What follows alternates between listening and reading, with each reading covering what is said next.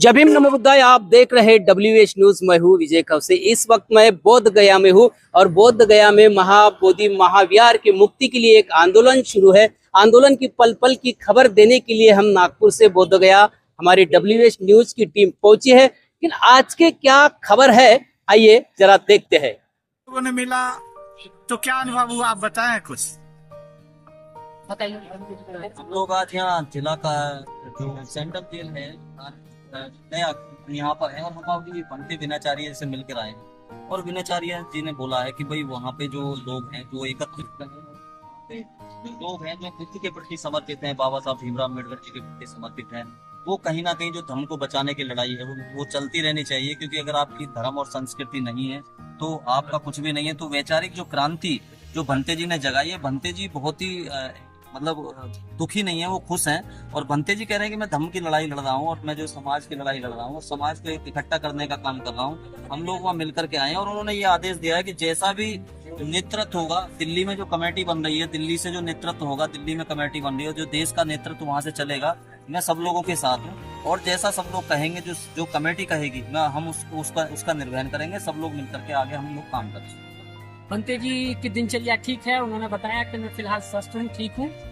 और बस उनका संदेश है कि भाई लोगों से कहो कि अपना जो बौद्ध विहार है वो मुक्त होना चाहिए किसी भी। मुझसे उन्होंने कहा कि ये तो कम वो है, मैं इसे बहुत छोटी चीज समझता हूँ। इससे ज्यादा अगर सर कटाने की भी नौबत आएगी, फांसी की भी नौबत आएगी, तब भी हम उसके लिए तैयार हैं। लेकिन आंदोलन किसी भी हालात में रुकना नहीं चाहिए और विहार में उठाना चाहिए। ये बनते जी का संदेश उन्होंने जेल से दिया और कहा कि सभी को एकजुट रहना है।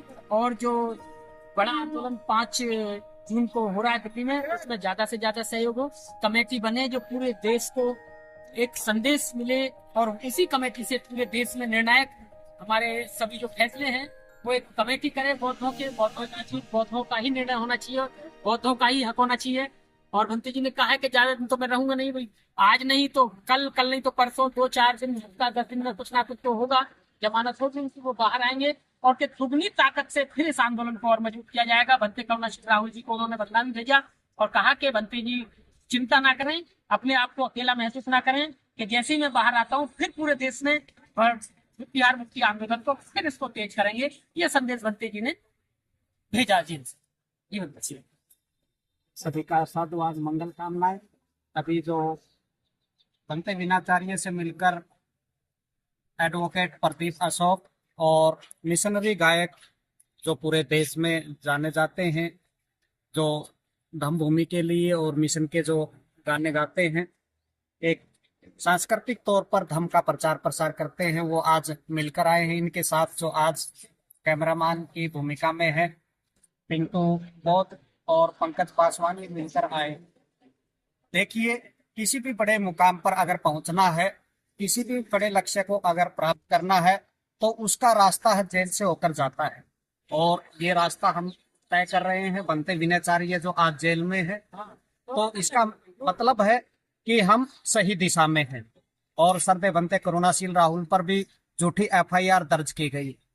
ये हमें समझना होगा कि लगातार एक के बाद एक FIR दर्ज हो रही है, वो कौन कर रहा है, किसका ये षड्यंत्र है, किसकी साजिश है। क्योंकि जो धरना को संचालित कर रहे हैं उनकी तरफ से और पुलिस प्रशासन की तरफ से, दोनों की तरफ से ये लगातार मुकदमे दर्ज किए गए हैं, और जिसकी वजह से आज बनते विनाचार्य जेल में है।